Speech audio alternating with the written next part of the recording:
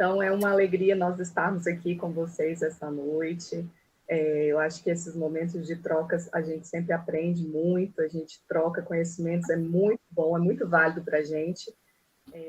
O meu nome, então, é Franciele Virgínia, eu sou mestranda do programa de pós-graduação em Educação, Linguagens e Tecnologias, como a professora Bárbara falou agora, da Universidade Estadual de Goiás.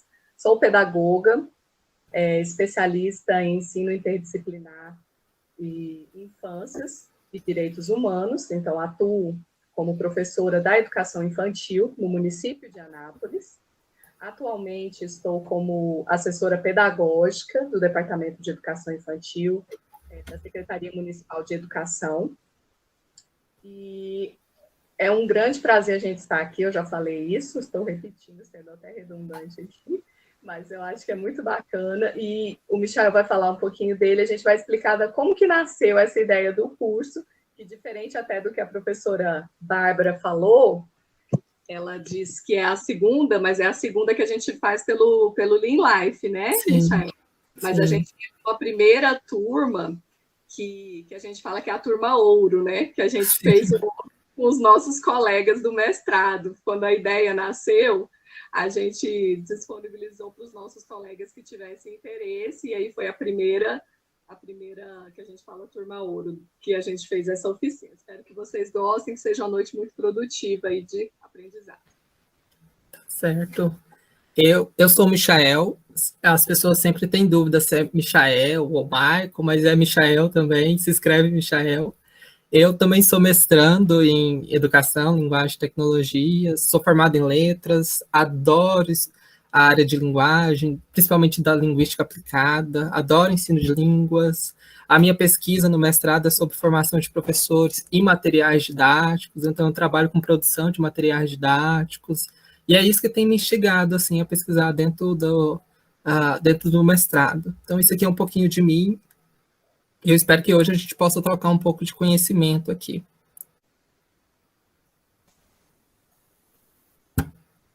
Fran, podemos ir para o próximo tópico? Isso, sim.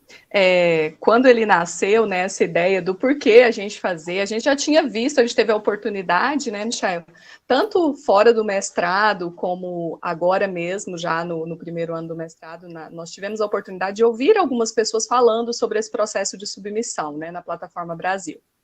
E a gente sempre via uma apresentação, às vezes, feita em slides, né, trazendo algumas partes, como print da tela da plataforma, da interface da Plataforma Brasil, e muitas vezes a gente, assim, saía com aquela sensação, assim, de que ainda faltava mais coisa a ser esclarecida, né, às vezes até alguns questionamentos que eram realizados durante essas apresentações ficavam ainda um pouco faltando algum certo esclarecimento.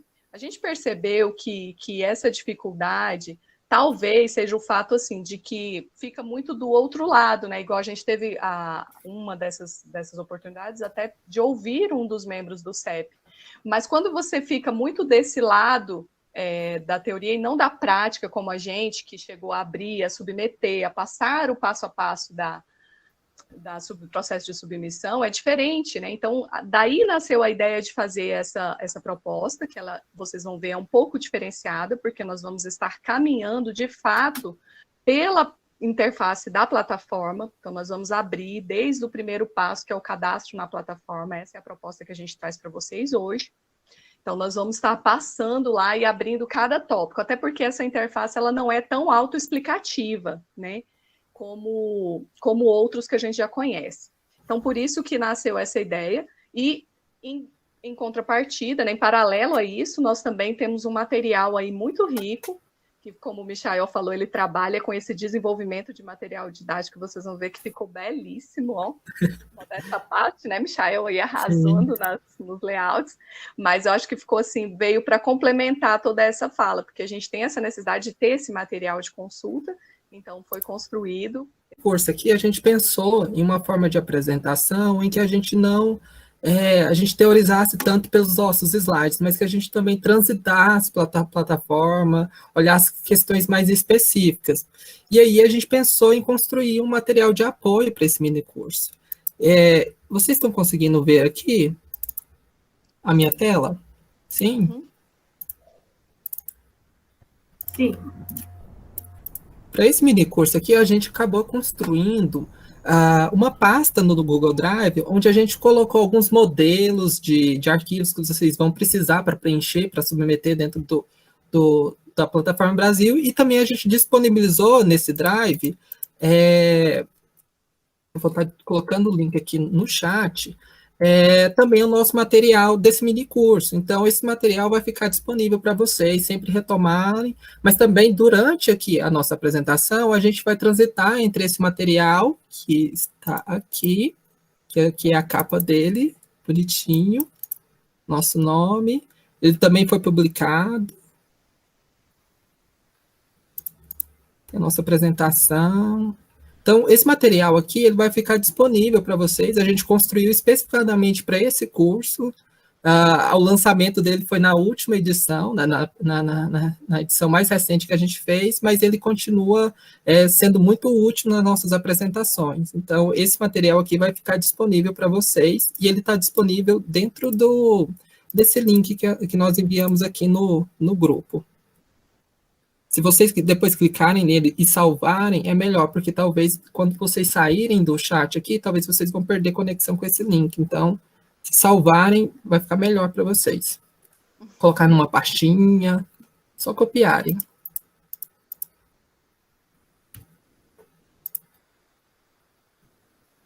Isso. E a gente queria falar também, assim, que a ideia é que a gente faça mesmo um diálogo aqui durante a apresentação, né, Michael? Sim. E, então, assim, fiquem à vontade para, caso vocês queiram fazer qualquer intervenção, a gente pede mesmo que, durante a fala, no momento que surgir alguma dúvida, alguma necessidade de alguma colocação, vocês podem estar sinalizando aqui no chat, que aí o Michael vai estar fazendo a apresentação, mas eu vou estar monitorando aqui o chat, então também posso sinalizar para ele, passar a fala, vocês podem abrir o microfone, fazer colocações, a gente vai conversar mesmo, fazer uma troca ao longo do processo de apresentação, ok? Isso aí. Acho que o primeiro ponto aqui que a gente pode abordar é o que é a plataforma Brasil. Então, toda pesquisa que envolve ser humano é necessário passar por essa plataforma. Então, pesquisas que são de aspectos bibliográficos não é necessário. Então, só pesquisas que envolvem diretamente a produção, algo que o ser humano produz ou a partir do ser humano. Então, tudo que envolve o ser humano tem que passar, né, pela plataforma Brasil. Nesse material aqui, a gente já colocou o link aqui da plataforma para onde vocês vão precisar acessar. Então, é só clicar nela e vocês já vão ter acesso à plataforma, que é essa plataforma aqui. Essa a página inicial da plataforma. Para vocês terem acesso, para vocês começar o processo de submissão, a primeira coisa que vocês têm que fazer é cadastrar. E como é que se cadastra, Michel? Bem, depois que você acessou essa plataforma aqui, através daquele link que está disponível aqui, você vem aqui nessa opção aqui no cantinho direito, vai estar escrito cadastre-se. Você clica nela e vai te direcionar para aqui. Aqui, ele já vai fazer uma solicitação para você. No nosso material aqui, a gente retoma essa solicitação, porque para se cadastrar nessa plataforma, ela não é como aquelas redes sociais, tipo o Facebook, onde a gente só coloca os nossos nomes, aqueles dados bem simples assim, e já consegue ter acesso. Na plataforma Brasil, isso não acontece. Você precisa ter alguns documentos em mãos, né, já digitalizados, para submeter, né, no processo de inscrição, para alguém validar a sua inscrição. Então, você precisa de 3 documentos específicos, que é a sua identidade, ela precisa estar de frente e verso, em formato PDF. Você também precisa de uma fotografia sua, mostrando o seu rosto. Então, escolha aquela fotografia onde o seu rosto esteja presente na foto, que eles precisam identificar se você é real mesmo. E você também precisa uma versão do seu currículo Lattes resumido, né? Então, precisa ter o seu currículo Lattes em formato PDF e você precisa ter esses 3 documentos em mãos para iniciar a sua inscrição na plataforma, porque eles precisam validar se você é uma pessoa real mesmo. Aí, né, voltando aqui na página da plataforma, eles solicitam isso já aqui, e você depois vem e clica em avançar, mas você só clica se você já tiver todos esses documentos já organizados, que é a identidade, a fotografia e o currículo Lattes. Você vem em avançar, e aqui você vai colocar sua nacionalidade brasileira, você vai colocar o seu CPF, você vai colocar o seu maior título acadêmico, de mestrando, doutorando, e também o link do seu currículo Lattes. Aqui é só alguns dados iniciais.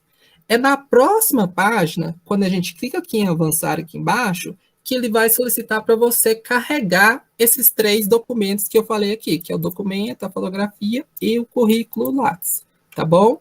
Eu só não vou fazer isso aqui agora, porque a plataforma ela não me permite por causa do meu CPF. O meu CPF ele já está registrado, então eles essa página não avança para mim. Mas quando vocês cadastrarem um de vocês podem ter certeza que na próxima página você vai precisar anexar esses 3 documentos. Então, para se cadastrar na plataforma, você precisa desses 3. E não é rápido, assim, o seu cadastro. Geralmente demora de 5 a 10 dias para a Plataforma Brasil aceitar a sua inscrição. Então, você tem que se inscrever e esperar pelo menos de 5 a 10 dias para eles aceitarem a sua inscrição. Após isso, eles vão enviar um e-mail para você com seu login e com a senha para você acessar a plataforma. Porém, na minha experiência, não aconteceu isso. E foi justamente essa dica que a gente colocou aqui no material, né? Na minha experiência, eu fiquei esperando, né, esses 10 dias passar, só que não foi enviado para mim, no meu e-mail, a minha senha, o meu login. E eu, né, como curioso, né, adoro futricar nessas coisas, eu fui lá e descobri que é possível você receber a sua senha mais rápido, no período pelo menos de 5 dias, se você, né, depois que fazer o cadastro, deixa eu só voltar aqui. Você vira aqui, ó, em esqueceu as... eu tô mais de uma aba. Pronto. Se você clicar aqui em esqueceu a senha, então, se no período de 5 a 10 dias não chegarem no seu e-mail esse login, é só você vir aqui esqueceu a senha e colocar o e-mail que você se inscreveu. Informando isso daqui, diretamente eles vão mandar a sua senha e seu login para você no seu e-mail, tá bom?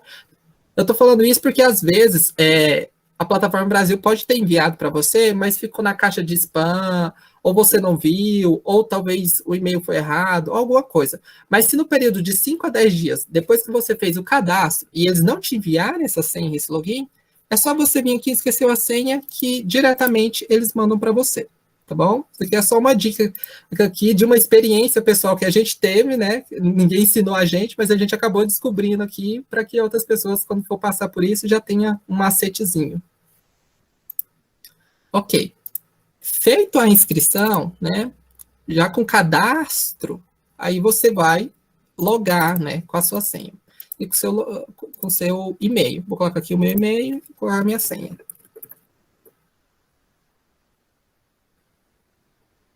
Pronto. Essa aqui é a página inicial, depois que você coloca o seu e-mail e sua senha. Aqui está um projeto anterior que eu submeti, e aqui fica todos os projetos que você submeteu, seja na especialização, no mestrado, no doutorado. E é por aqui também que você vai acompanhar o andamento dela. No entanto, para vocês que vão iniciar uma submissão a primeira vez, para iniciar o processo de cadastramento de um novo projeto, é só ver aqui, ó, no início. Vai estar aqui na primeira página, vai estar aqui, ó, nova submissão. Você clica. E aí que a gente entra, de fato, dentro, né, da Plataforma Brasil, né? Na Plataforma Brasil, a gente tem esses 6 passos aqui. Dentro da Plataforma Brasil, e para submeter um projeto de pesquisa, a gente vai ter que passar por esses 6 passos aqui, que é o 1, informações preliminares, o 2, a área de estudo, o 3, o desenho de estudo e o apoio financeiro, o 4, o detalhamento do estudo, o 5, outras informações, o 6, finalizar. Então, essas 6 etapas aqui são essenciais para você submeter ao seu projeto na plataforma. Então, a gente vai ter que especificar alguns pontos da sua pesquisa, detalhar, deixar tudo claro a partir dessas 6 etapas aqui. Nesse mini curso aqui, a gente vai abordar minuciosamente cada etapa dessas 6 aqui, tá bom? Bem, aqui na etapa 1, ela vai pedir algumas informações para você. No nosso material aqui, a gente deixou claro alguns pontos do que é esse ponto 1, né, que vai te solicitar. Bem, primeiramente vai pedir aqui alguns dados seus, seu CPF, seu nome, seu e-mail, seu telefone. E aqui vai perguntar quem são esses, se na sua pesquisa tem algum tipo de participante, né? Então, é sempre importante, na sua pesquisa, colocar aquelas pessoas que vão participar diretamente. No meu caso, a única participante, assim, né, que vai estar atuando junto comigo dentro da pesquisa era a minha orientadora. Então, eu acabei colocando aqui, como equipe de pesquisa, a minha orientadora. Então, na pesquisa de vocês, é sempre importante colocar também os dados da sua orientadora, o nome dela, tudo aqui para colocar como equipe de pesquisa. Tem pessoas que trabalham em laboratórios, e geralmente tem pessoas que trabalham em laboratórios e compartilham a mesma pesquisa com outras pessoas. Se você compartilha a mesma pesquisa com outras pessoas, é importante também colocar elas aqui como participantes ativas no desenvolvimento da sua pesquisa, tá bom? Aqui você vai colocar a instituição.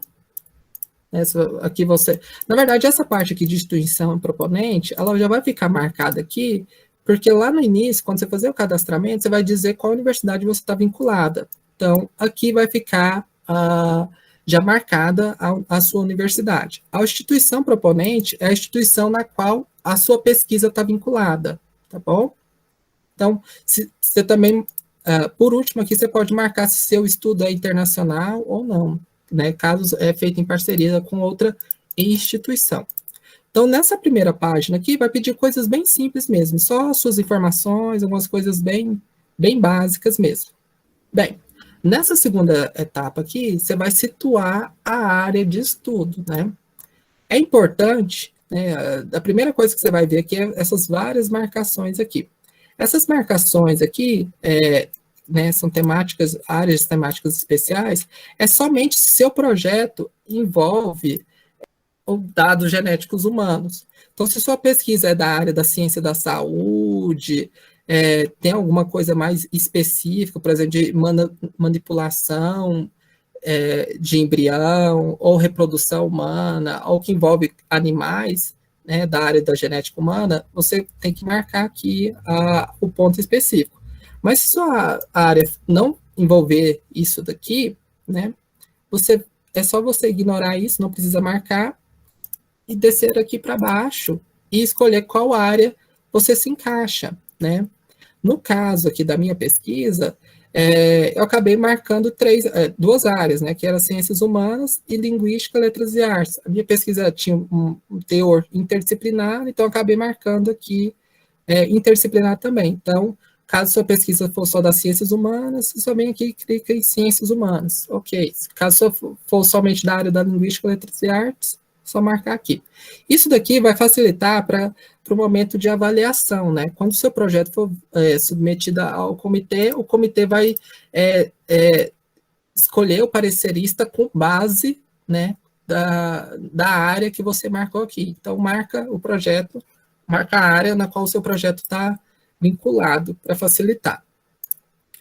Aqui mais para baixo, depois que você definiu a área de conhecimento, você vai precisar colocar o título da sua pesquisa, né? Aqui a gente tem o título público e a gente tem o título principal. As pessoas sempre ficam com muita dúvida. Tem diferença entre o título público e o título principal?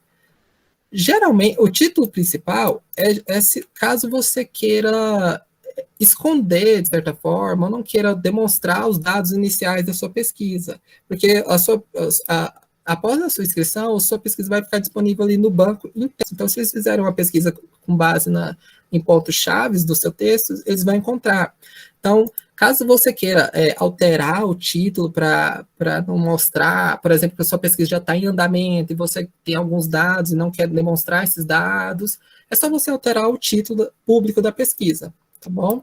No meu caso, eu coloquei a mesma porque era uma pesquisa inicial, eu não tinha dados ainda, não tinha intenção de esconder nada, não queria... para mim não fazia tanta diferença. E também não tem nenhum problema você manter os mesmos títulos, sabe? O título público e o título principal. Para baixo. E aqui você vai colocar o seu contato, né? Você vai colocar o seu nome, seu CPF, o seu número, seu e-mail. E por último, você vai marcar quem o CEP deve contactar, né? Qual dos dois, quem daqueles participantes no desenvolvimento da pesquisa é o representante, né? Então, no caso, você marca você mesmo. Ok. Né?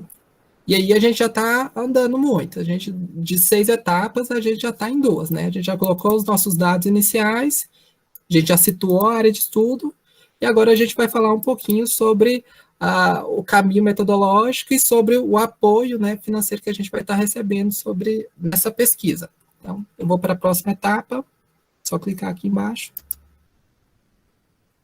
Pronto. Nessa terceira etapa aqui, ela é bem fácil, sabe? Se a sua pesquisa não é da área das ciências da saúde, né, isso daqui vai ficar mais fácil, porque elas já vão ficar trancado, e isso não tem problema. Isso já fica trancado, porque lá na etapa 1, a gente tinha que, caso a nossa pesquisa fosse da área da ciência da saúde. Mas como a sua pesquisa pode não ser da área da saúde, então na página 3 aqui, tudo vai ficar trancado. Isso aqui vai ficar só aberto, só se a sua pesquisa for da área da saúde. Então, vai ficar um pouquinho trancado. Mas lá embaixo, a gente vai precisar responder uma coisinha, que é isso aqui. Aqui vai estar pedindo desenho. E as pessoas sempre têm dúvida quando vem nessa parte de desenho. Esse desenho aqui não é nada mais do que um resumo metodológico da sua pesquisa. Então, é a partir desse desenho aqui que os pareceristas vão dar uma olhada inicial no seu projeto. Então, é importante nesse desenho aqui descrever bem, né, fazer um resumo, mas também descrever bem a sua pesquisa, tá bom? Posteriormente a isso, você vem aqui para a parte de palavras-chave. Isso daqui é muito importante porque isso facilita para quem for pesquisar, sabe? Então, é sempre importante colocar as palavras-chave que, de certa forma, resumem as ideias do seu trabalho. Então, eu acabei colocando 4 aqui para facilitar, tá bom? É só clicar aqui, ó, adicionar palavras-chave, você escreve o que quiser e adiciona. Prontinho. Aqui você vai ter 4 palavras-chave. Vamos lá para a 4ª página. Nessa 4ª página aqui, é a página que pega um pouquinho. É a página que você vai ficar um pouquinho de mais tempo nela, sabe? Porque tem muitas coisas para especificar. É nessa página aqui que você vai começar a escrever, a relatar, a deixar mais claras as suas intenções na sua pesquisa. Então, no material de apoio que a gente fez aqui, a gente deixa muito claro alguns pontos que vocês devem colocar para a 4ª etapa aqui da Plataforma Brasil para você submeter o seu projeto. Aqui vai ter alguns pontos específicos, né? Como resumo, na verdade, tem o resumo metodológico, que é o desenho, mas também tem esse resumo aqui. Pode deixar muito parecido também. Você vai ter também a introdução, e aí você coloca a introdução do seu projeto. Você vai também colocar a hipótese, caso a sua pesquisa tenha hipótese também. Você vai colocar o objetivo primário e o objetivo secundário. As pessoas têm muita dúvida da diferença entre o objetivo primário e secundário. Na verdade, esse objetivo primário e o objetivo secundário são sinônimos de objetivo geral, né? O objetivo primário e o objetivo secundário são objetivos específicos. Tanto é que no meu aqui está tem os 3 objetivos específicos. Então, objetivo primário é o objetivo geral, objetivo específico, quer dizer, objetivo secundário significa os objetivos específicos, tá bom? Então, não precisa ficar... Rafael, só voltando um pouco na questão da hipótese, é porque a plataforma ela exige, mesmo que na nossa pesquisa a gente não trabalhe com a questão de hipóteses, porque a gente sabe que tem essa opção, mas aqui na plataforma é obrigatório esse preenchimento da hipótese, né? Sim, sim. Na minha pesquisa também, quando eu escrevi meu projeto, eu acabei não colocando nenhuma hipótese, mas, assim, por questões técnicas, assim, para facilitar, né, por questões de solicitações da própria plataforma, eu acabei construindo uma hipótese aqui para o meu trabalho, sabe? Mas que, de certa forma, já ligou e já fez toda a conexão que eu já ia fazer também. Posteriormente ao objetivo geral e objetivos específicos, você vai precisar também falar a metodologia que você vai estar utilizando na sua pesquisa. Então, é importante você falar, né, nessa sessão aqui sobre a sua metodologia. É importante não deixar muito grande os textos também, tá, gente? Se vocês repararem, é bem curtinho também. Mas é importante deixar bem claro tudo, assim, né? Colocar todas as informações necessárias. Mas também não deixe um texto muito longo, não. Seja direto, seja objetivo na sua escrita, não enrolem muito. Posteriormente, essa metodologia proposta, a gente vem aqui no critério de inclusão e no critério de exclusão, né? Na minha pesquisa, que envolvia formações de professores, o único requisito para participar da minha pesquisa, né, que era de incluir esses participantes, é que eles estivessem matriculados na disciplina de estágio dentro do curso de letras. Então, para participar da minha pesquisa, né, para incluir esses participantes, eles precisavam estar matriculados nessa disciplina. Então, aqui eu relatei o requisito para participarem da minha pesquisa. Caso, né, e dentro desses participantes aqui, por exemplo, da disciplina, que estão matriculados nessa disciplina, e eu quero fazer uma seleção específica deles, aí eu especifico o critério de exclusão, dentro do critério de inclusão. Caso, por exemplo, eu quero separar por aqueles que estão, por exemplo, minha pesquisa seja realizada dentro do curso de letras, mas eu quero excluir aqueles que não cursaram tais disciplinas, tá? Aí vocês mostram, você relata o quê? Porque você está excluindo determinado grupo da sua pesquisa, tá ok? Você só para ilustrar, só para ilustrar outra opção, né? Assim, na minha pesquisa, por exemplo, eu trabalho com equipe gestora, né? Então, os participantes da minha pesquisa vão ser os membros da equipe gestora. Então, o critério de inclusão que eu utilizei foi justamente que eles estejam com a portaria de nomeação, é uma instituição pública, portaria de nomeação dos membros da equipe gestora em vigor. E o que seria esse critério de inclusão, então? Quem não pode participar é quem estaria com essa portaria de nomeação vencida ou não tivesse essa portaria para justificar enquanto membro de uma equipe gestora. Então, um é o contrário do outro, basicamente, né? Bem tranquilo. Sim. Mas nesse caso você tem a opção, como o Michael mostrou aí, de que não se aplica. Ó. Então, em alguns momentos a plataforma permite essa marcação, em outros, como no caso da hipótese, é obrigatório o preenchimento. Sim. Só clicar aqui nessa opção que não se aplica. Eu acabei esquecendo de dar uma dica aqui importante.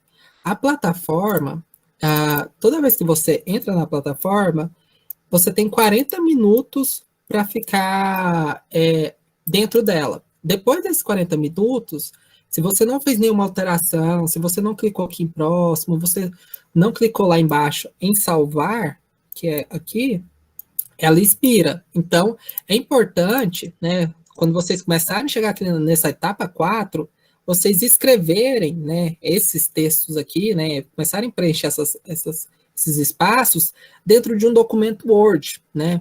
Aqui no nosso material, a gente colocou os mesmos pontos que estão aqui na plataforma, aqui. Então, vocês só copiam aqui e começam a escrever dentro do Word. E depois, se vocês fizerem no Word, vocês colocam aqui. Porque se vocês colocarem aqui, tem chance de não salvar, sabe? Então, coloca tudo no Word e depois vocês passam para cá.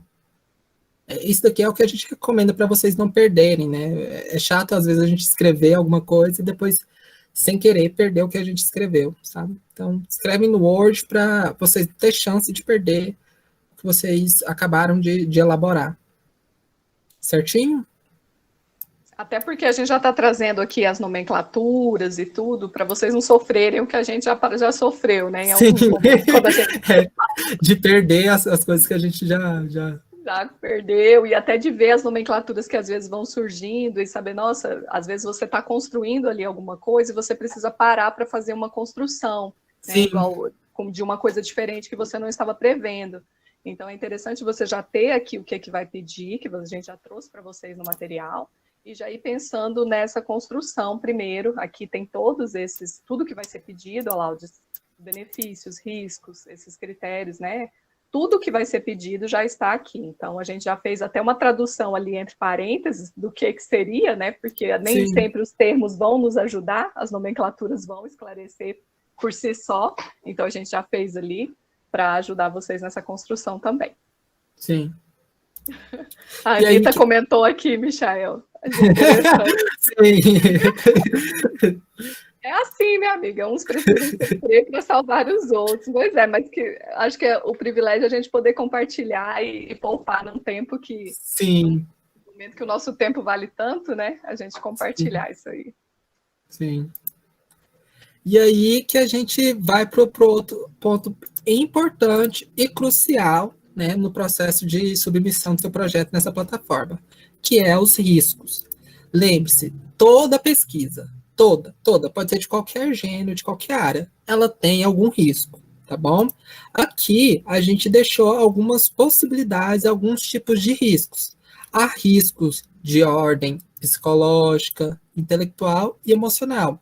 Por exemplo, há possibilidade de constrangimento ao responder a um questionário, pode ter desconforto, pode ter medo de fazer a pesquisa, pode ter vergonha, estresse, quebra de sigilo, cansaço de responder várias perguntas dentro de um questionário. Isso é risco também. E também pode ter quebra de anonimato. Além desses tipos de riscos psicológicos, intelectuais e emocionais, há também riscos, né, físicos e orgânicos, como sangramento, dores, lesões, desconforto local, hematomas, risco de morte. Isso daqui geralmente é mais para as pesquisas da área da saúde, das ciências biológicas. Mas para nós, né, que somos da área das ciências humanas, letras, linguísticas, a gente geralmente se atém mais às questões emocionais e intelectuais. Então, toda pesquisa envolve risco. É importante que na sua pesquisa você deixe claro aqui que, de certa forma, vai ter algum risco, né? Por mais mínimos que sejam. Por exemplo, na minha pesquisa eu falei que os professores eles podem se sentir um pouco desconfortáveis pelos temas que eu vou trazer em sala de aula, então eles podem querer sair da sala de aula, então eles têm todo o direito de fazer isso. Então, é importante você deixar claro aqui nos riscos, para ficar claro para o comitê de ética, né? O comitê de ética ele não vai avaliar a questão metodológica da sua pesquisa, ele não vai avaliar quem é você. O que o comitê de ética vai estar, né, importando mais é com o participante da sua pesquisa. Então, toda a parte, né, que você estiver escrevendo no seu projeto e envolver o participante, seja o mais ético possível, porque o comitê de ética ele vai se ater a isso, ao seu participante. Ele está preocupado com o participante da sua pesquisa. Então, tenha cuidado, né, na linguagem, na forma que for escrever, para não criar algum tipo de mal entendimento em relação ao seu participante, porque eles vão estar muito atentos a isso. Então, você quer falar alguma coisa, Fran? Eu vi a Mariana pedir para falar. Michael e Franciele, uma coisa que eu queria perguntar é que aqui, nessa parte dos riscos, talvez a gente pode ficar um pouco incomodado em explicitar, né, quais são os riscos. E a nossa primeira vontade é falar, não tem risco nenhum. Sim. Né?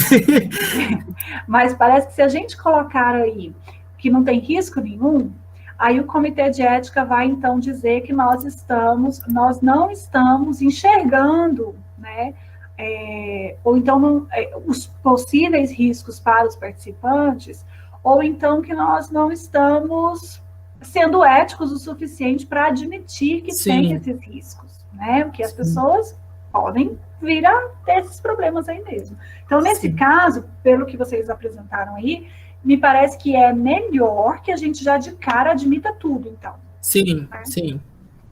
E isso não vai depor contra o nosso projeto. Não, não mesmo. Isso deixa bem claro as nossas intenções, deixa bem claro até onde a gente quer chegar, e não tem um problema falar que tem riscos. Muito pelo contrário. É importante que deixe claro que a pesquisa vai ter um tipo de risco. Por mais mínimo que seja. Por exemplo, medo, vergonha, que às vezes são coisas normais, né, do ser humano, são sentimentos humanos, mas pode criar algum risco, algum desconforto, a pessoa pode se sentir constrangida. Isso é considerado também risco para eles, sabe? Depois que você colocou o risco, que é obrigatório e importante, a gente para aqui para a seção de benefícios. Uma coisa, para deixar claro, nem toda pesquisa gera benefício. E é importante que todos os participantes da sua pesquisa, eles aceitem participar de forma voluntária.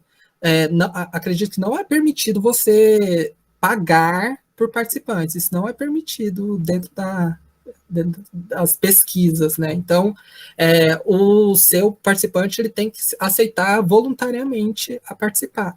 E ele pode ter, e a sua pesquisa ela pode ter algum benefício a ele ou não. No meu caso, como eu ia ofertar um curso de formação de professores envolvendo materiais didáticos, obviamente os professores iam ter algum benefício, sim, né? Eles iam trocar conhecimentos, ia ser um espaço de formação. Então, de certa forma, eles iam ter um benefício a partir da minha pesquisa. Mas pode ser que na sua pesquisa, o participante direto ele não vai ter algum benefício, sabe? Então, caso não tenha, você deixa claro aqui que não vai ter nenhum benefício. Isso não é um problema dentro do comitê de ética, tá bom? Pronto. Feita essa questão dos benefícios, a gente agora vai para a metodologia da análise de dados. Então, nesse espaço aqui, você vai descrever um pouquinho como o seu material empírico, né, vai ser estudado, que abordagem você vai utilizar, que fontes de materiais empíricos você vai utilizar, como que você vai analisar isso, o que você pretende fazer com esses materiais. Então, nesse espaço aqui você deixa claro, assim, o que você vai fazer na metodologia de análise de dados. Alguém fez uma pergunta aqui. Foi o Luciano colocou aqui no chat que o participante deverá ter o direito de desistir de participar a qualquer momento. Essa informação Sim. também é muito importante aparecer.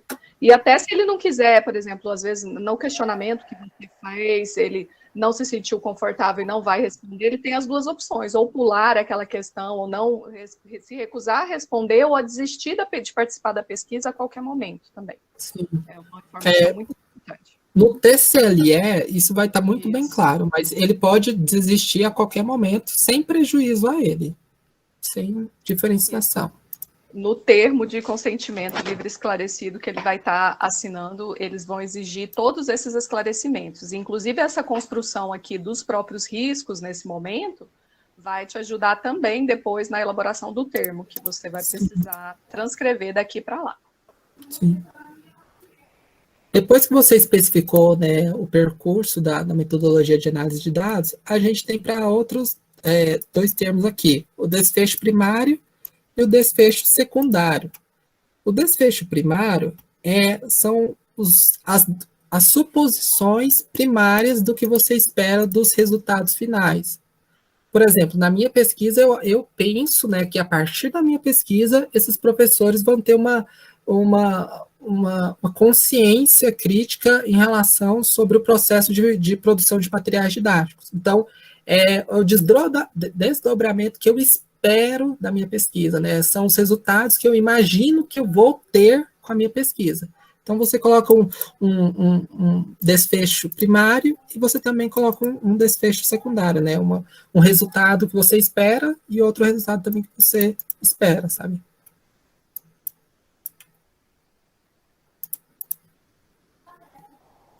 depois que a gente fez isso, né? E lembrando aqui, retomando, faça isso tudo no Word para vocês não perderem. E além de fazer no Word, tem outra coisa que a gente não acabou mencionando. No final, né, do processo de submissão aqui, vocês vão ter que anexar o projeto de pesquisa de vocês, né? O projeto de vocês pode ser o mesmo que vocês estão fazendo aqui na plataforma. Então, vocês podem construir o projeto de pesquisa de vocês com base no que vocês já escreveram aqui dentro, sabe? Então, você pode colocar lá no seu projeto a introdução, a hipótese, o objetivo, do mesmo jeito. Então, o mesmo texto que você construir aqui dentro dessa plataforma, você pode anexar lá no projeto de pesquisa que você vai ter que colocar lá na última página dessa plataforma. Então, ao mesmo tempo que você mantém o mesmo texto que você escreveu nessa plataforma aqui, que você gastou muito tempo planejando isso aqui, você mantenha no seu projeto. Então, sabe aquele projeto que vocês fazem para submeter no processo seletivo? Pode ser o mesmo projeto, mas também com as alterações que vocês estão fazendo aí no percurso com a sua orientadora. Então, se tiver alguma alteração, vocês colocam aqui já nesse processo de submissão e mantém lá no projeto. Gasta muito tempo nela, mas também a gente acaba fazendo duas coisas ao mesmo tempo. Então, é bom manter o mesmo texto que está aqui, quanto no seu projeto, para facilitar no processo de leitura quando for ir para o parecerista. E não há problema manter o mesmo texto. Eu tive essa dúvida, né? Eu até perguntei para a minha orientadora na época, e que foi ela que me recomendou a manter o mesmo texto, porque eu pensei assim, nossa, e a questão de ética, de autoplágio, né? Mas ela falou que não tem nenhum problema manter o mesmo texto, porque é o mesmo projeto, então não tem razão para escrever 2 projetos com palavras diferentes, sabe? Sendo que tem a mesma intenção. Então, pode manter o mesmo texto, né, nesses dois espaços. Feito esse processo aqui, né, dessa quarta etapa aqui, que eu falei que a gente vai passar um bom tempo nessa quarta etapa aqui, que é onde a gente tem que especificar minuciosamente o que a gente vai fazer, quais as nossas intenções, os nossos objetivos. E depois que a gente fez isso tudo, né, depois que a gente escreveu, a gente tem aqui essa última parte aqui da etapa 4, que é falar, assim, a suposição de quantas pessoas vão participar da sua pesquisa. Então, aqui eu acabei colocando 18, mas aí você coloca uma suposição, não precisa ser o número exato de participantes, porque isso pode mudar, e se mudar, lembre-se de colocar isso lá no relatório final. Então, nessa seção aqui, nessa parte aqui, você coloca o tamanho, né, do que você espera, né, de quantos participantes vão estar na sua pesquisa. Acabei colocando 18, mas vocês podem colocar o número de pessoas que você acha que vai participar. Porque, às vezes, em uma pesquisa, a gente não tem certeza, né? Às vezes a gente planeja uma coisa, mas às vezes acaba não sendo executado como a gente esperava. Então, vocês colocam um número aqui de quantas pessoas você supõe que vai participar. Mas não tem problemas se depois, você, na hora de coletar o material empírico, tiver outro número de pessoas. Também, Michael, do Gutierrez, que nome diferente, se o projeto não for aceito, né, se nós podemos pedir recurso como uma segunda chance. Eu expliquei para ele aqui no chat, né, que toda adequação que for necessária, eles vão fazer essa indicação e vão dar um prazo de 30 dias para que você esteja atendendo, né? Eles vão falar, às vezes, faltou alguma informação, Sim. ou precisa. A questão é que cada vez que há algum ponto a ser alterado, assim, é mais tempo que você demora para iniciar seu processo de coleta de dados, né? Então, isso que a gente trouxe aqui e compartilha com vocês é na esperança mesmo de que vocês passem de primeira, né? Atendendo Sim. isso aqui. A gente já sofreu demais com esses negócios, e às vezes você, dependendo da data que ele te pega ali e fala para você devolver, você perde a reunião do conselho daquele mês, que a gente vai até estar falando aqui mais para frente como que funciona o processo de aprovação, até o final mesmo a gente vai chegar. Então, é no sentido de ganhar tempo mesmo, de que as previsões iniciais que você fez sejam alcançadas, porque não é só o fato de você responder às solicitações que eles fizeram, que já vai te garantir, você tem que passar por uma nova submissão, né, daquela pesquisa. Então, mas você tem chance sim, o ideal, eles não querem também reprovar, eles querem que você melhore e alcance aquilo que eles esperam, né? A intenção não é que ninguém fique sem realizar a pesquisa. Acho que o objetivo nunca foi esse, não. Isso. Bem, depois que você colocou a suposição aqui de quantas pessoas podem participar dessa pesquisa, a plataforma ela vai perguntar, ela vai querer saber o período que você vai começar a coletar o material empírico, sabe? Então, você coloca aqui também a suposição do período que você vai começar a executar a sua pesquisa, né? Mas você coloca aqui a data, é sempre importante colocar uma data posterior ao dia atual.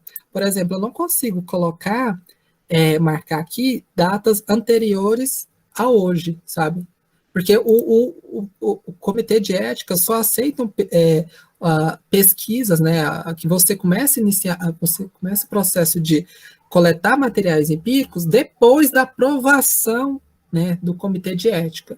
Então, é importante você colocar uma data, né, para coletar esses dados daqui 3 meses à frente, porque você tem que se resguardar pela aprovação do comitê de ética. Então, a gente sugere, né, que você coloca, né, a sua primeira data, né, de coletar dados, considerando a sua aprovação nesse projeto, sabe? Então, por exemplo, agora a gente está em dezembro. Eu não posso colocar aqui que eu vou começar a coletar dado em dezembro também, por exemplo, no fim desse mês. Não posso, porque eu tenho que esperar esse comitê de ética, né, a aprovação do comitê de ética. Então, é importante colocar uma data para começar a coletar material empírico 3 meses à frente, 2 meses à frente, porque aí você mostra, né, para o comitê de ética que vocês estão respeitando, né, as instruções deles, que coletar somente material empírico após a aprovação. Todo material empírico que você coleta antes da aprovação do comitê de ética, eles não validam. Tá bom? Então, é sempre colocar uma data posterior, assim. Eu sugiro 3 meses à frente, né? Para justamente respeitar as instruções do comitê de ética. Ok? Depois que você colocou a data que você supõe que você vai começar a se envolver com o participante da pesquisa, você também vai colocar aqui o país de recrutamento, né? Aí, no caso, como a minha pesquisa não era internacional, não envolvia outro país, era justamente aqui no aspecto nacional mesmo, então eu só coloquei o Brasil, né? Só clicar aqui em adicionar país, colocar o país, número de participantes da pesquisa e adicionar. Prontinho. Acredito que a gente finalizou a parte 4. A gente está ok? A gente pode prosseguir? Ok? Então, vamos para a próxima parte, né, da plataforma Brasil, que é o ponto 5, das outras informações. Então, só clicar aqui em próximo, prosseguir. Pronto, consegui ir para a etapa 5. Nessa etapa 5 aqui, a gente vai falar um pouco das nossas vinculações ou também um pouco das atividades que vão ser desenvolvidas nessa pesquisa. Dessa forma, ela vai pedir para você falar um pouquinho, um aspecto, né, que reúne o seu grupo, né, de participantes, e você vai falar um pouquinho das atividades que vão ser feitas ali para desenvolver a sua pesquisa, sabe, para gerar o material empírico.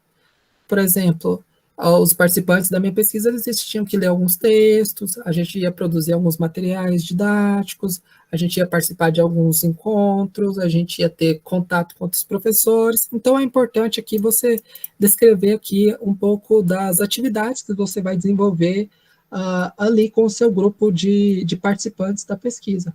É só clicar aqui, ó, em adicionar grupo, colocar alguma coisa, assim, alguma característica, né, que caracteriza ali o seu grupo. Eu acabei colocando professores de língua inglesa, que era, né, a característica que todos ali compartilhavam. Coloquei o número de pessoas que eu acho que vão participar da minha pesquisa e fui especificando aqui algumas atividades que a gente vai desenvolver ali dentro desse grupo. Inclusive, aqui pode inserir mais de um, né, Michael? Eu, na minha especialização mesmo, trabalhei com 2 grupos. A minha pesquisa envolvia crianças, né, em relação à transição da educação infantil para o ensino fundamental. E os critérios que eu utilizei foi assim, que eram crianças de um grupo, que eram os primogênitos, e outro que eram o segundo filho em diante da família, né? Então, fiz essa separação dos grupos aqui também. Mas as Perfeito. intervenções seriam as mesmas para os dois grupos também. Sim, sim. Porque, por exemplo, às vezes tem aquelas pesquisas, por exemplo, dentro do ambiente escolar, onde o pesquisador está pesquisando a prática dos professores, mas também está ali pesquisando o que o gestor daquela escola pensa, sabe? Então, tem vários grupos, às vezes dentro de uma pesquisa pode ter vários grupos, né? Então, é importante especificar quais grupos ali caracterizam os participantes da sua pesquisa. Bem, depois que a gente, né, caracterizou, né, colocou algo que caracteriza o nosso grupo aqui, a gente vai ter essa pergunta aqui, se o nosso estudo é multicêntrico. Bem, essa pergunta aqui é justamente para aquelas pesquisas que são interinstitucionais. Por exemplo, há alguns mestrados e doutorados que são feitos em colaboração com outras universidades, sabe? Por exemplo, tem um doutorado em Química na UEG, que ele é feito com a UFGD, com outras universidades, com a UFG, então ele é um doutorado interinstitucional, é aqueles de inter, sabe? Então, essa pergunta aqui se refere a isso. Caso o seu mestrado, caso o seu doutorado seja ligado a um tipo de mestrado ou doutorado dessa origem, você marca assim. Caso ele não for, né, for ligado só a uma instituição, você coloca não. Tá ok?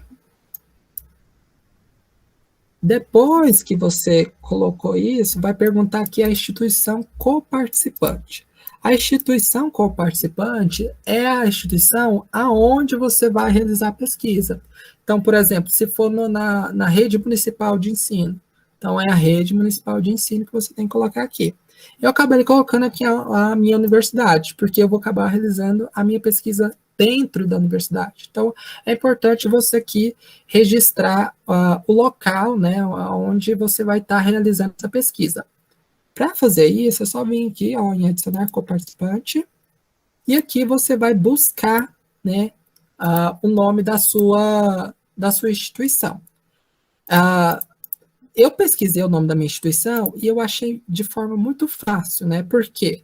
Porque outras pessoas já pesquisaram isso aqui, outras pessoas já cadastraram a universidade dentro da plataforma Brasil. Só que nem todas as instituições, nem todas as educações, nem todas as associações, elas estão cadastradas nessa plataforma. Então, às vezes, talvez, na sua experiência, você vai pesquisar o nome da sua escola, o nome do contexto que você vai pesquisar aqui, e você não vai encontrar.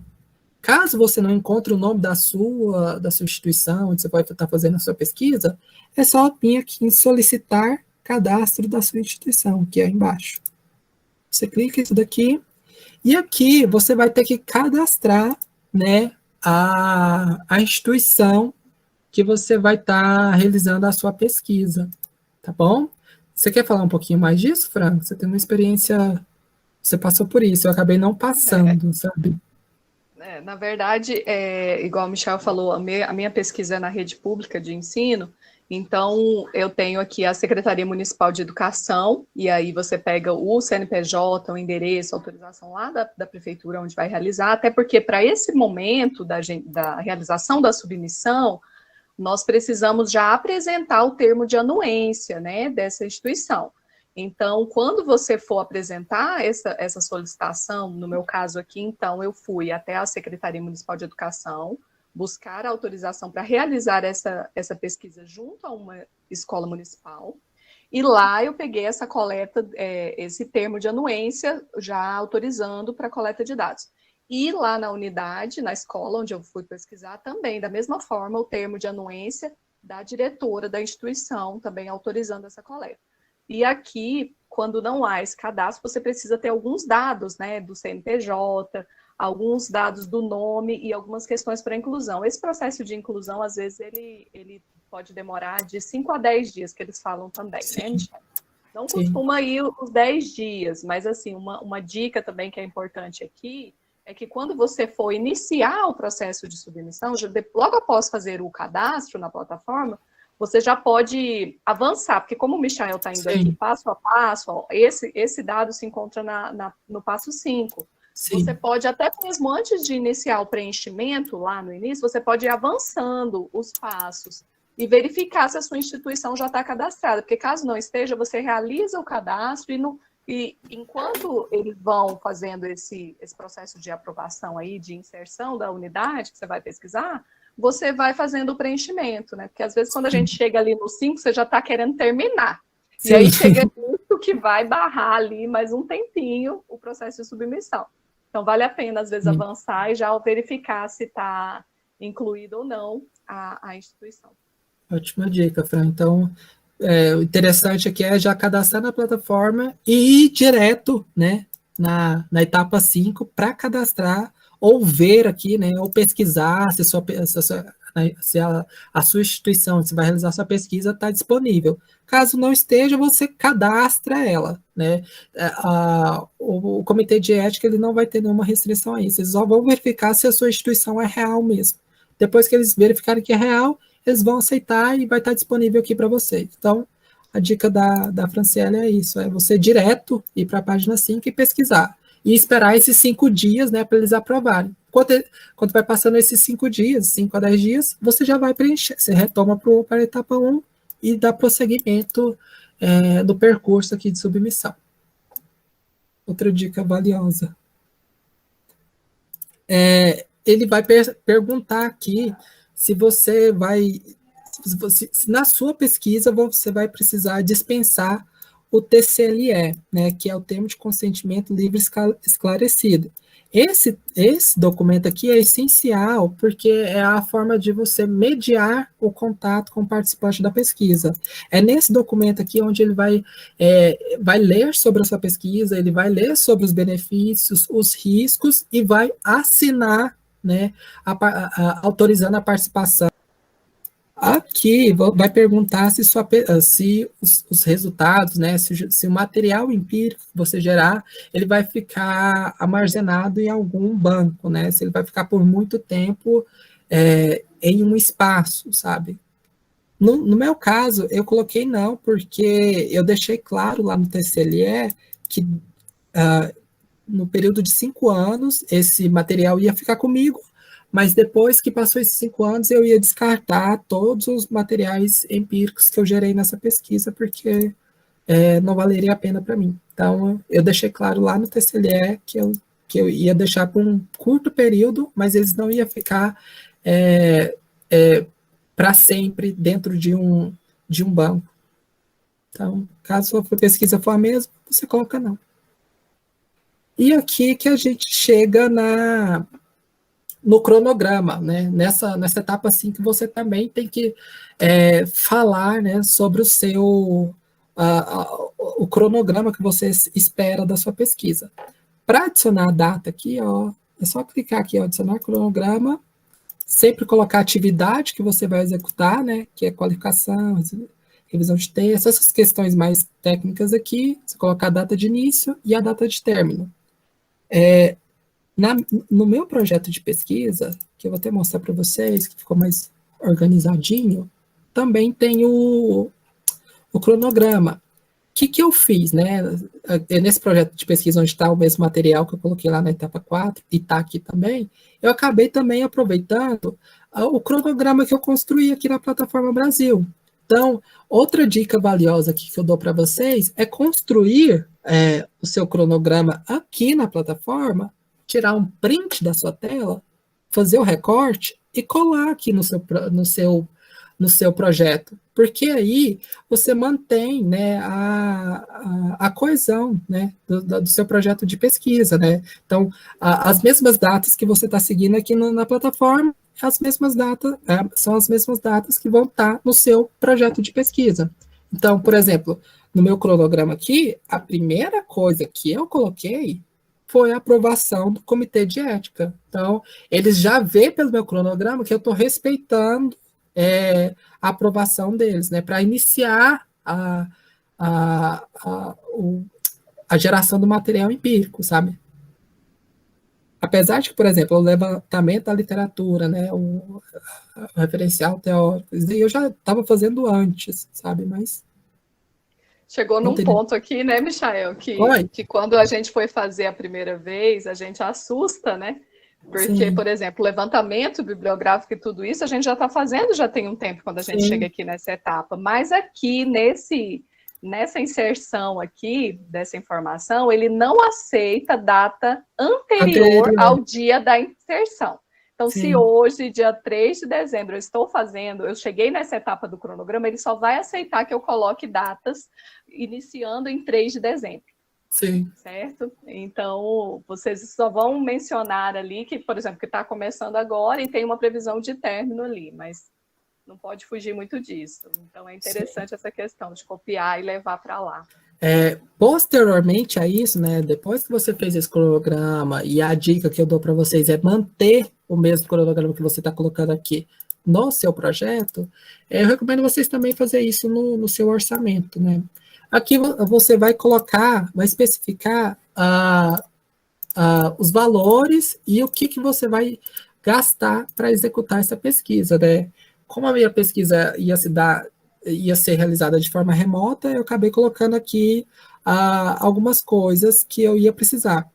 É importante que você especifique o seu orçamento. Toda pesquisa, ela tem um gasto, às vezes com fotocópia, às vezes com algumas tecnologias, você vai ter algum gasto, né? Então, é importante você aqui dizer, né, quais gastos você vai estar tendo. Às vezes você tem gasto no transporte, na alimentação, enfim, você vai ter algum tipo de gasto. Então, é importante você colocar aqui, especificar o gasto que você está tendo para executar essa pesquisa.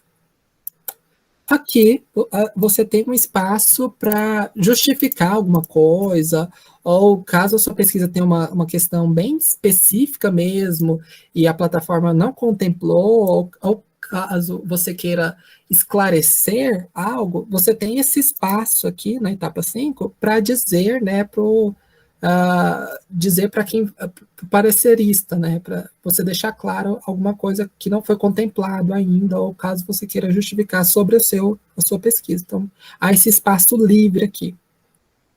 E, por fim, aqui você coloca a bibliografia. É a mesma bibliografia que você utilizou lá nas referências, né, que você referenciou lá na etapa 4, né, onde a gente tem aqueles textos, né, a gente tem aquelas seções específicas do projeto, né? Então, é a mesma bibliografia, né, que você acabou mencionando ali.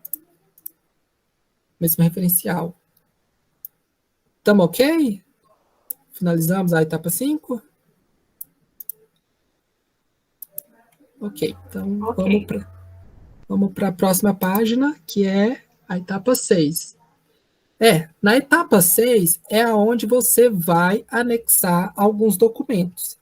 No nosso material que a gente vai deixar disponível para vocês, aqui a gente especificou alguns materiais que são essenciais para se anexar, né, nessa plataforma, né, nessa etapa 6. Primeiramente, a coisa importante aqui é a folha de rosto, né? Quando você gerar aqui, vai ter a opção de gerar uma folha de rosto. É só você clicar aqui, ó, imprimir folha de rosto. Vai fazer você baixar. Ok? Vou abrir aqui. Essa folha de rosto aqui é o documento que você vai precisar para a sua instituição autorizar a sua pesquisa. Por exemplo, a instituição proponente da minha pesquisa é a UEG. Então, eu precisava da assinatura do diretor da minha instituição para autorizar essa pesquisa. Então, a folha de rosto, ela tem essa função. Então, nessa folha de rosto aqui, você vai gerar ela, né, nessa última etapa aqui, e você vai enviar, né, para o diretor da sua instituição, ou da sua unidade, e vai solicitar a assinatura dele, né? Aqui ele vai colocar a assinatura dele, a função dele, o CPF, assinatura de novo, e aqui, mais para cima, tem a sua assinatura também, a sua assinatura, as datas. Então, essa folha de rosto aqui é essencial. Então, vocês geram ela, enviam para o diretor da sua instituição e aguarde, e depois digitaliza e anexa de volta. Então, aqui vai ter a opção de anexar essa folha de rosto. Tá ok? Você quer falar sobre ela, ou Fran? Você teve uma experiência também com isso? Foi. Essa folha de rosto, gente, é muito interessante, porque ela precisa estar com todos esses dados, como o Michael passou aí, preenchidos. O que aconteceu comigo? Quando eu enviei ele me devolveu apenas com assinatura. Então, como vocês podem ver aí, ela tem aqui o CPF, a função, ele não tinha feito nenhum preenchimento dessas informações. Então, assim, estejam atentos, porque aí, ao meu ver, poderia gerar algum problema, né? Mas como eu percebi antes de anexar aqui na plataforma, eu já fiz a devolutiva pedindo para que ele preenchesse todas essas informações e não apenas assinasse e colocasse o carimbo como está solicitado, né? Então, é importante vocês estarem atentos se todos os dados estão preenchidos antes de anexar lá na plataforma. Sim. Então, esse é o termo aqui de compromisso da instituição em relação à sua pesquisa. Então, esse é o termo que demonstra a anuência. Depois disso, né, depois que você imprimiu, depois que você enviou para o diretor da sua instituição e anexou aqui, você vai colocar também outros documentos, que é essa seção aqui de baixo. Para colocar outros documentos, é só descer e aqui vai ter a opção incluir arquivos, né? Aí você escolhe o tipo de arquivo. Então, tem, por exemplo, aqui o TCLE. Você escolhe o TCLE e anexa ele. Naquele drive que a gente enviou para vocês, aqui tem alguns modelos de documentos, né, que vocês vão precisar para anexar aqui nessa plataforma. Mas também são documentos que vocês vão ter que construir, adaptar com base na sua própria pesquisa. Então, por exemplo, eu vou abrir aqui o TCLE. Né? A gente tem o TCLE, que é para mais de 18 anos, e a gente tem o TALE também, que é para menor de 18 anos. Então, aqui está um modelo, né, de TCLE para construir. Então, aqui tem as sugestões, né, de construção dele. Então, você constrói ele e anexa na plataforma. Você constrói ele e coloca aqui em anexar. Tem duas informações importantes aí, né, Michael? Porque o próprio site do Comitê de Ética da sua instituição, esse modelo mesmo que nós apresentamos Sim. aqui, é o que nós tiramos da plataforma do CEP da UEG. Sim. Então, às vezes, tem algumas especificidades, né, cada um. Então, é importante vocês estarem verificando esses modelos no site do Comitê de Ética da sua instituição, do seu programa, ao qual você vai submeter, porque ele deve ter um campo lá que vai trazer essas orientações. Outra coisa que é importante nesse momento de anexar, que a gente sofreu também, né, Michael? Quando a gente salva esses documentos. Sim. Você vai salvar, igual a primeira vez que eu fui submeter, eu quase chorei, que você chega aqui, tá tudo pronto, você vai anexar e a plataforma não aceita anexar. É assim, ela fala que não aceita e tá tudo pronto e você sim. não sabe É por causa do nome, dela. Né? Porque o nome não pode ter espaçamento entre eles. Sim, então, quando você for salvar esses arquivos, ou você salva tudo junto, ou você vai usando aquele underline ali para separar. Veja lá, o do Michael tá tudo separado por underline. Porque se tiver um espaço entre as palavras, a plataforma não aceita anexar esse documento. Sim, você tem que colocar sempre, não aceita espaço. Ou você escreve tudo junto, ou você coloca um underline, sabe? Sempre fica dando erros. Gente do céu, como que vocês descobriram isso? Ai, sofrendo, clicando. Cabeça, aí você vai atrás de quem já submeteu para chorar. E eles não tem que nenhuma especificação. Eles não falam assim, olha, nós não aceitamos espaço. Eles não especificam isso. Porque eu nunca, assim, eu não tive esse problema. Na verdade, assim, eu não pensaria nisso, assim, isso não foi nem sabia dessa informação. Mas cada coisa que a gente passa, mas a gente vai aprendendo com isso também. Na dor a gente aprende. Além do TCLE, né, você também tem que colocar o projeto detalhado. E aí, o projeto detalhado é nada mais do que o seu projeto de pesquisa mesmo. Aquele projeto que eu falei que vocês vão estar construindo, né, de certa forma, você está fazendo uma coisa, mas está fazendo duas, né, que é o projeto em si. Aí você pode escolher aqui, ó, brochura pesquisa. Brochura pesquisa, você anexa aqui sua pesquisa, né, o que você acabou construindo. Além da sua pesquisa, você vai também precisar adicionar o termo de anuência da instituição onde vai ser realizada. Aqui no nosso Drive, a gente também deixou um modelo, mas eu acredito que como a Fran já retomou aqui, eu acredito que no comitê de ética, eu recomendo vocês entrarem no comitê de ética da própria instituição de vocês, que é da UNB, e dar uma navegada por aqui, e os documentos, né, os modelos da UNB, com certeza vai ter nessa seção aqui de documentos obrigatórios. Então, vai ter modelos aqui para vocês, né, considerando a realidade aí da UNB, tá bom? Então, aqui vai ter alguns modelos pensados para vocês. Mas eu vou retomar aqui o da UEG, porque é bem parecido. Aqui a gente tem o termo de anuência da instituição, né? Então, você vai precisar da assinatura do diretor lá da sua instituição. Então, além da folha de rosto, você também precisa da anuência da instituição onde você vai estar realizando, né, a pesquisa. Nesse caso aqui, você precisa, né, já estar com a assinatura da instituição onde você vai estar realizando a pesquisa. Depois que você construiu aqui seu termo de anuência, pegou a assinatura lá ou, por exemplo, lá da escola que você está realizando, ou lá da associação que você está realizando a pesquisa lá nessa instituição, você retorna lá na plataforma e anexa ela, né? Que é o termo de anuência. Deixa eu achar aqui onde.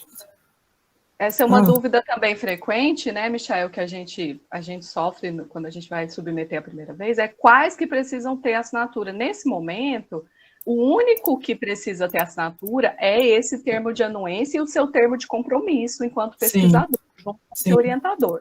Esses precisam ser assinados. E o folha de rosto também.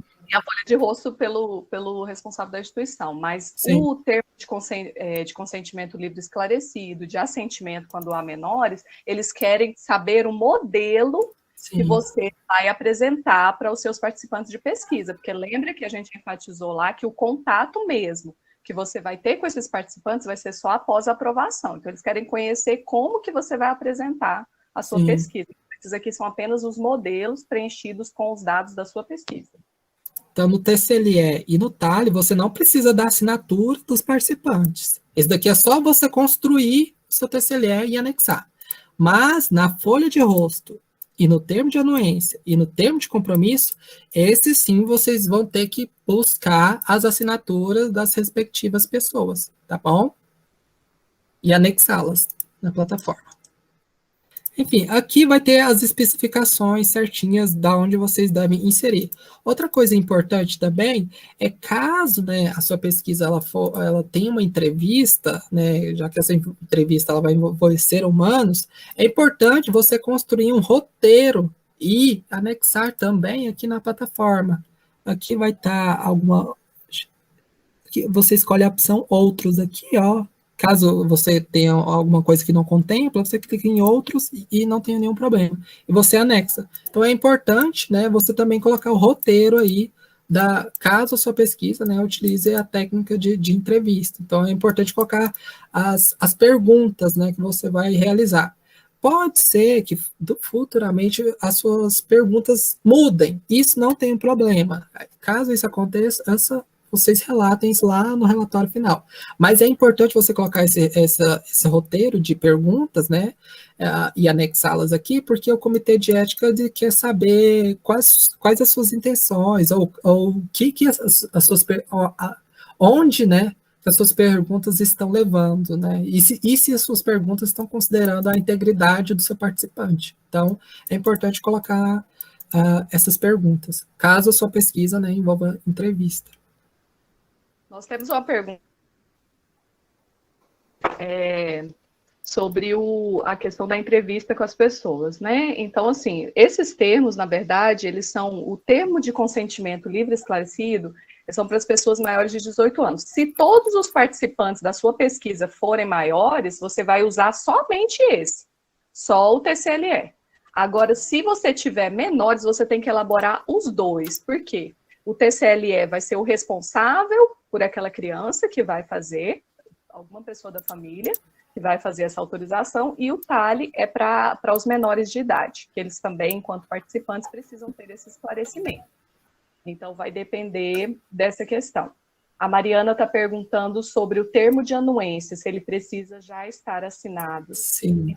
Se os participantes não forem de uma única instituição, forem, por exemplo, professores de várias instituições. Aqui, inclusive, tem uma colega nossa aqui no mestrado que ela vai falar, ela vai fazer essa pesquisa, sim. Aí entra uma questão. Ela não vai estar pesquisando uma instituição em específico, então ela vai estar tratando com pessoas, indivíduos, né? Então, esse termo de anuência, né, Michael? Me corrija se eu estiver errado. Porque, por exemplo, a gente tem uma colega que está pesquisando aqui a formação estricto sensu e o seu benefício na profissão pedagógica. Então, nessa perspectiva, eles vão entrar enquanto indivíduos, você vai estar pesquisando o indivíduo, né? Você não está fazendo uma pesquisa de uma instituição, você não precisa fazer a caracterização daquela instituição. Então, nesse sentido, o termo de anuência, né, ao meu ver, só o da rede, o mais amplo, né, de que você vai estar participando, mas não de uma instituição específica, já que são de várias, né, que vão estar acontecendo. E o que ela pergunta mais aqui? Se for feito em uma escola, se houver alunos com 18 anos, pode-se usar o TCLE? Pode usar apenas, talvez você tenha, né, Ana, quis falar que apenas. Se os seus participantes, vai ser um critério que eles são maiores de 18, isso aí você tem que deixar claro, né, quando você for caracterizar os participantes da sua pesquisa. Só irão participar dessa pesquisa maiores de 18 anos, então aí apenas o TCLE. Sim. O TALE é apenas para, caso a pesquisa envolva agentes que tenham menos de 18 anos. Mas o TCLE também vai ser importante aí para a autorização dos pais. Isso, o TALE ele tem toda uma configuração diferenciada, eu já trabalhei com ele também, né, igual eu mencionei aqui a minha pesquisa da especialização, ele tem toda uma ilustração, a minha era crianças pequenas mesmo, da educação infantil, e aí eu tive que apresentar esse documento falando de uma forma mais lúdica, então depende da faixa etária desse participante, você também vai ter esse detalhamento mais especificado ou não, mas voltado para o entendimento daquele participante. Vamos dar prosseguimento? Acho que a gente já está finalizando também. Agora já está. Depois, né, nessa última parte aqui é justamente como eu falei, é só anexar esses documentos aqui. Depois que você anexou, você vai clicar aqui em próxima. E aí que a gente chega aqui a um termo, né? É importante ler ele, né? Onde vai falar um pouquinho do que vai acontecer, dos seus compromissos, do que se espera, do tipo de indenização, do seu compromisso também. E você vem aqui e clica em aceitar, você aceita esses termos.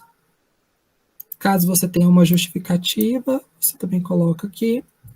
E, ao final, esse aqui é o botão da alegria, onde você clica nele e depois disso aqui você vai fazer o que você quiser, você vai assistir uma série, você vai viajar, você vai fazer, assim, vai aproveitar o seu momento, porque depois que você clicar nesse botão aqui, o seu projeto vai estar enviado, é um alívio, e depois disso daí você não vai precisar preocupar, porque os outros processos vai depender do comitê de ética, então o momento agora é só aguardar, no momento depois vai ser só aguardar, mas depois que você clica nesse botão aqui, enviar projeto, seu projeto de fato ele foi enviado ao comitê de ética. E por fim, a gente chega aí nessas 6 etapas aqui que vocês vão precisar passar dentro do comitê de ética. A gente meio que construiu esse mini curso, né, pensando mesmo na realidade de quem vai passar, né, por esse percurso de submissão de um projeto de pesquisa. Por isso que no início da apresentação a gente falou que a gente não ia apresentar em slide ou teorizar de como é lá na plataforma, mas que a gente ia transitar de fato na plataforma, e a gente ia ter um material que ia ficar também disponível para vocês depois retomar, né, que a gente ia transitar entre a plataforma e isso daqui para justamente ficar mais fácil. a gente falou muito, a gente especificou muito, mas são pontos importantes, né, que se a gente não compartilhar, se a gente não dizer, talvez a gente acabe passando despercebido, e mais para frente isso vai ter alguma consequência, sabe? Então, eu espero que a gente tenha apontado, a gente tenha sido amplo, a gente tenha sido conciso nessa apresentação, para que no momento que vocês forem submeter, vocês não passem por algumas coisas que a gente passou, para que isso seja um processo menos árduo, sabe? Seja mais satisfatório. Acredito que é isso, Fran. A gente vai mostrar, a gente ainda tem uns 10 minutinhos aqui, né? Dentro do horário. Vou aproveitar no material aqui.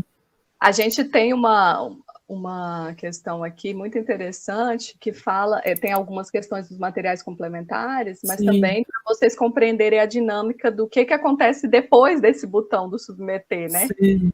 Como que ele vai, qual que vai ser o percurso, e tem até aquela questão importante também das datas das reuniões, né? Porque o Michael vai estar falando um pouquinho, que eu acho que é interessante também a gente ter esse conhecimento.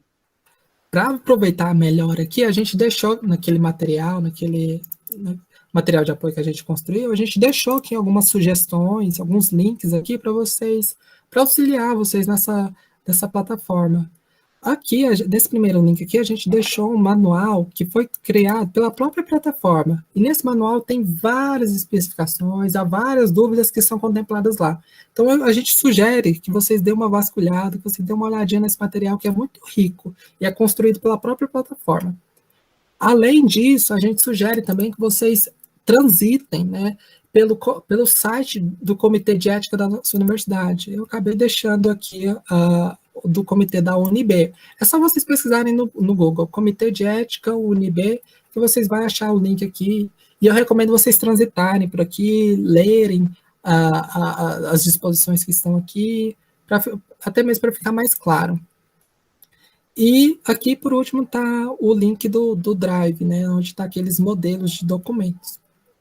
Ok, a gente deixa aqui esses materiais complementares e depois, né, e aí eu quero saber de vocês. Vocês querem saber o que acontece depois que vocês enviam o projeto de pesquisa? Porque aí a gente fala rapidinho. O que acontece depois que vocês submetem o projeto de pesquisa, né?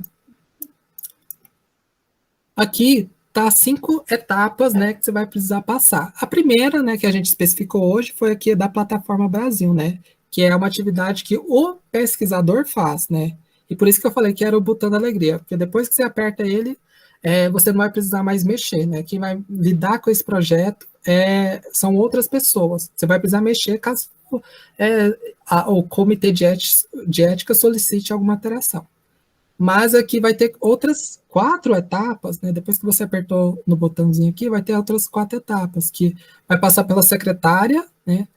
Depois que você enviar o seu projeto, essa secretária ela vai ter a função de conferir se aqueles documentos que você anexou estão assinados, se eles estão corretos, se você preencheu tudo na plataforma. Então, essa secretária ela vai ter essa função de olhar seus documentos. Caso os seus documentos há algum empecilho, alguma coisa errada nos seus documentos, ela manda de volta para você. Aí ela vai mandar uma mensagem para você lá na própria plataforma e você vai ter que rever esse documento específico. Ela relata o que acontece. Caso não tenha nenhum problema no seu documento, no seu projeto, está tudo ok, aí eles mandam para a relatoria do CEP.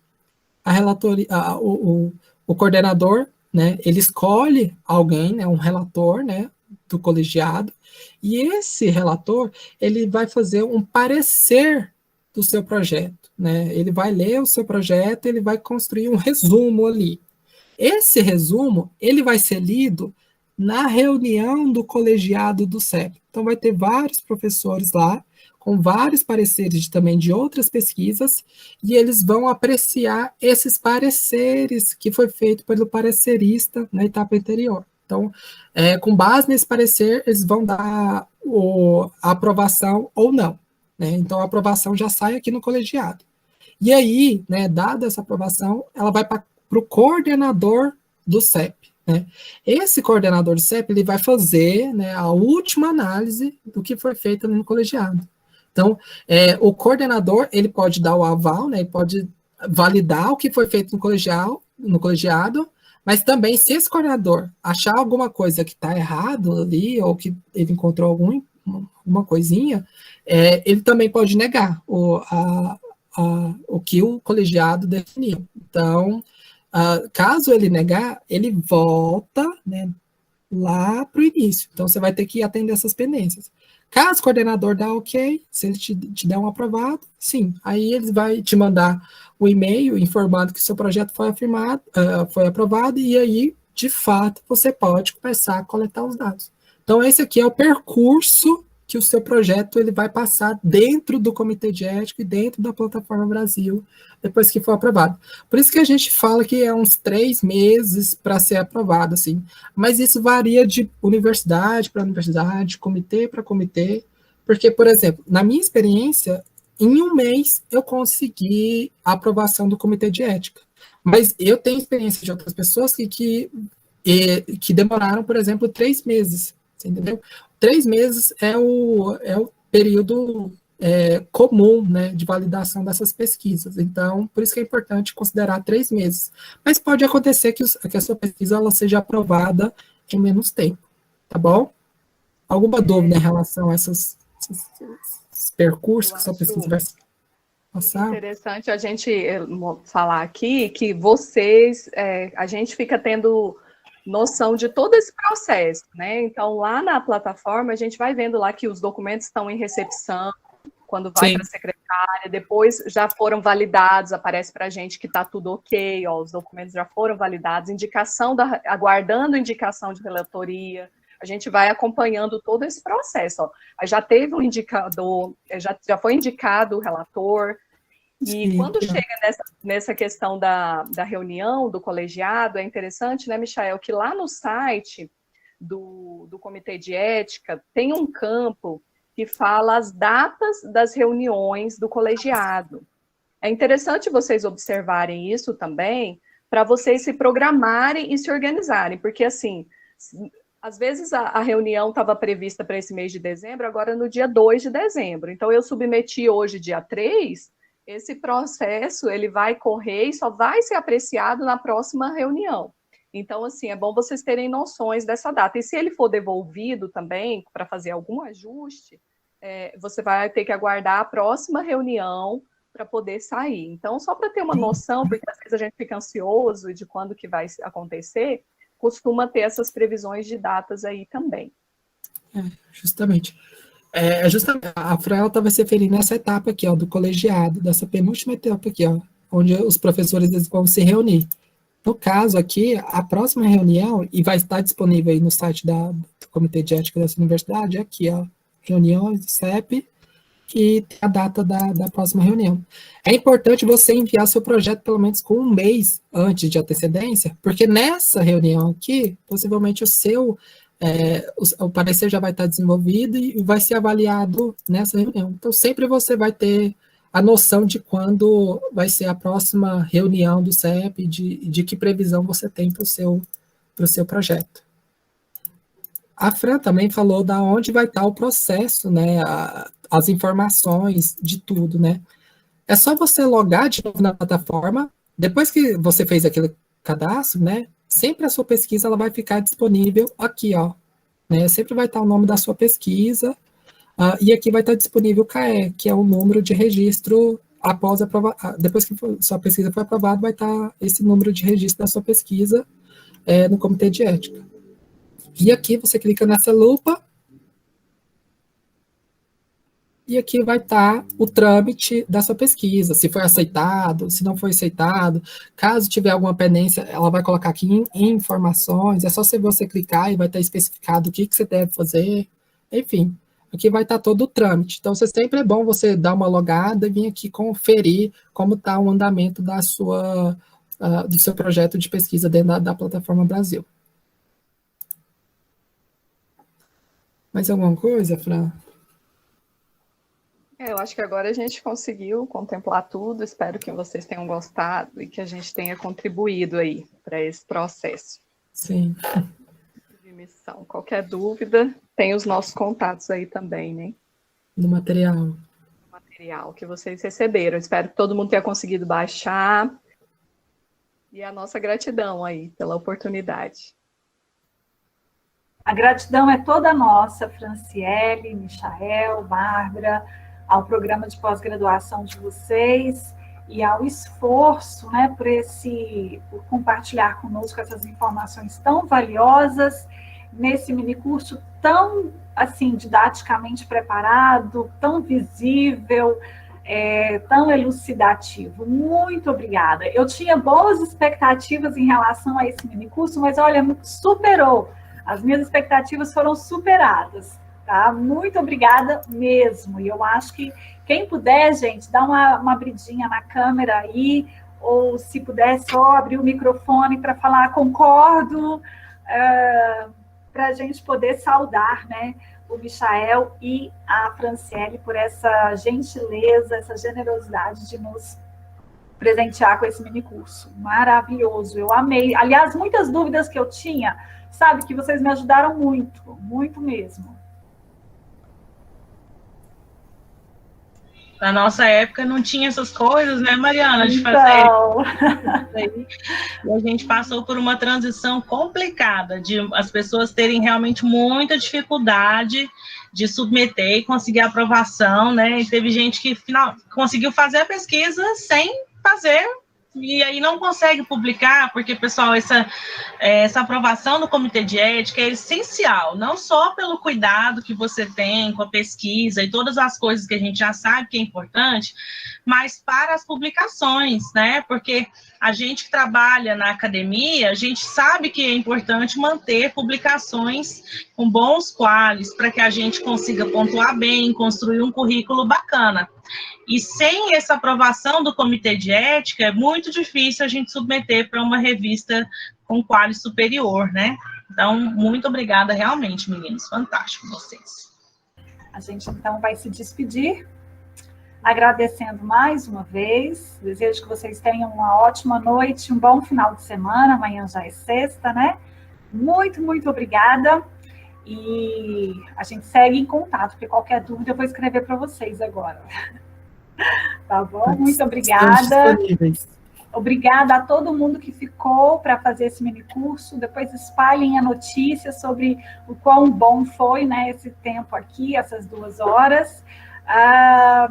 Quero agradecer a todo mundo. Obrigada, professor Fidel. Obrigada aos professores presentes. Obrigada também à professora Bárbara, que acompanhou. E a gente segue em parceria, mantendo a nossa conversa. Estamos à disposição, professora. Foi um prazer. Muito obrigada. E o PGLA também quer se colocar à disposição de vocês para novos diálogos, novos momentos. Tá bom? Será um prazer. Obrigada. Obrigada, a gente agradece. Tchau, gente. Obrigada. Um abraço. Obrigada às intérpretes, Ellen, Helena, Geise. Muito obrigada, tá, pelo trabalho.